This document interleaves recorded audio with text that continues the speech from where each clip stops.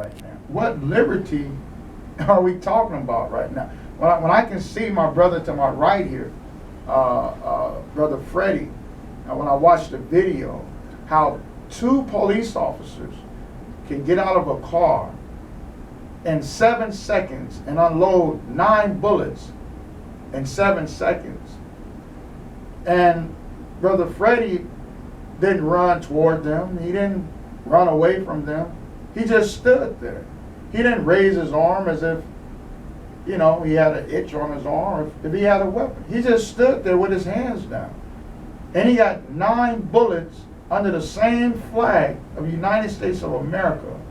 And we are supposed to continue to salute this flag, which was the same flag that destroyed Black Wall Street in 1921. A thriving African American community, 36 blocks long of an economic development that was supposed to have been passed down to me today. It was destroyed under the same flag, United States of America. Now, use the word terrorist. They didn't come from another country. They didn't come from over the water, over the seas. Those terrorists was right here on the soils of America that took nitroglycerin bombs from the air and bombed Tulsa, Oklahoma in 1920. The flag was flying then. The same flag was flying when the United States government did an experience on black people with syphilis. The same flag of the United States of America was still flying when Emmett Till was lynched in Mississippi.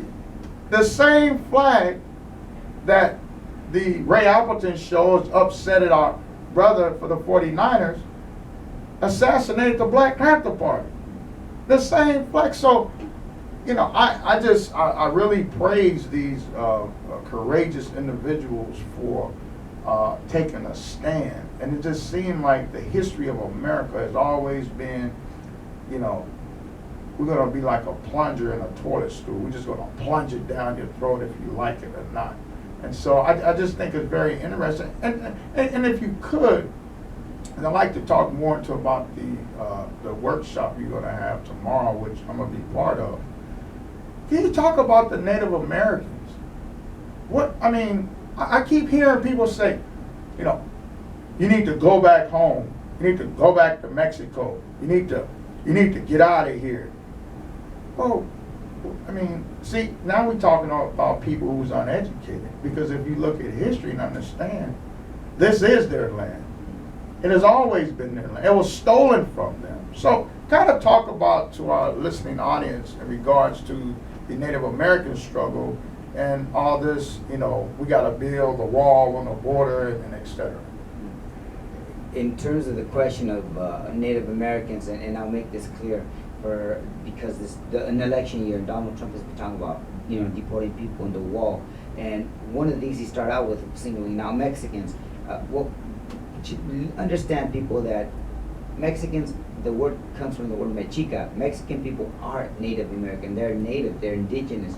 They come from the Aztecs, from the Mayans. They come from the Toltecs. They come from South America, Central America. And not only do they come from there, we've always been here too. Because if you look at North America, we've always traveled until a wall went up. Did the migration, slow down or stop? And so when, for example, people talk that way, some of my native brothers today, they're still fighting this war that never ended. And I'm talking about my native brothers here in the north, even in the Dakotas right now, in the South Dakota, with the pipeline that's been happening out there.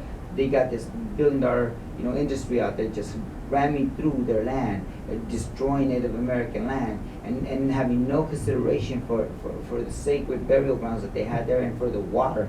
Ray Appleton talks about water all the time. They talk about water all the time. But they don't talk about the people who had taken from them to begin with.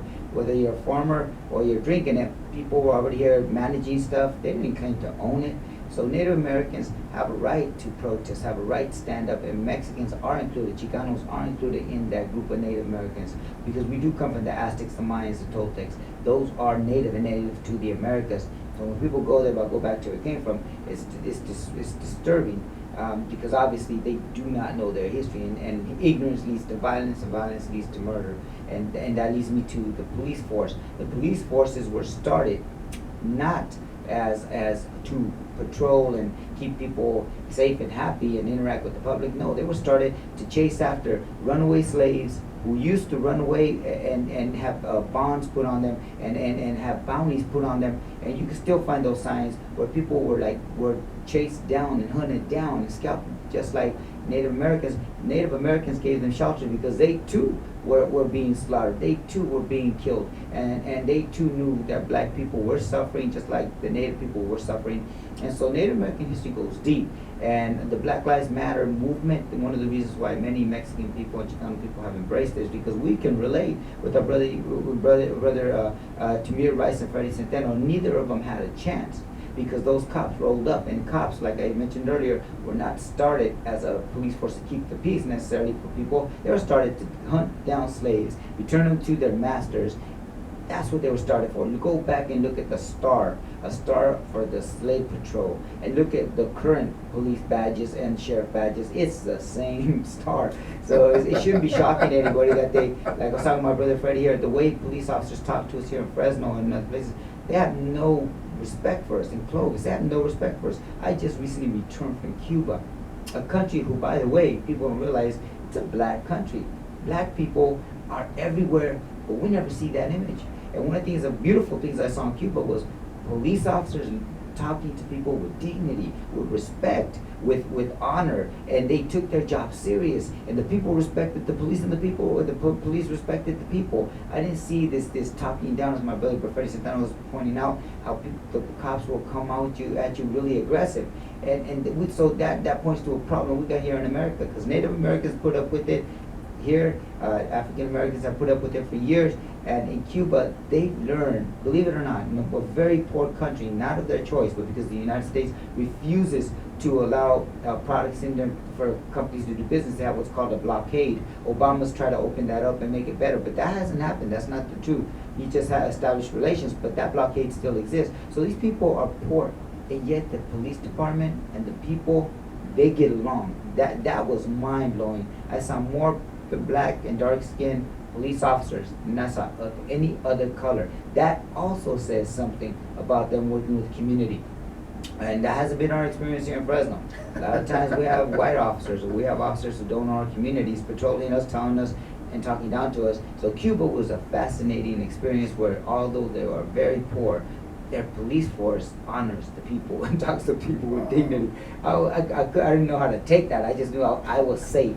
I was safe, and despite all the myths you hear about Cuba, don't believe the hype. And by the way, that's one reason why Barack Obama understands, and he knows we got to open up relations, because this embargo is silly, and that's a whole different topic. But I think it does say a lot about our police force versus the police forces around the world, including England, Australia, and other countries who've also found alternatives to policing that don't lead to violence and murder.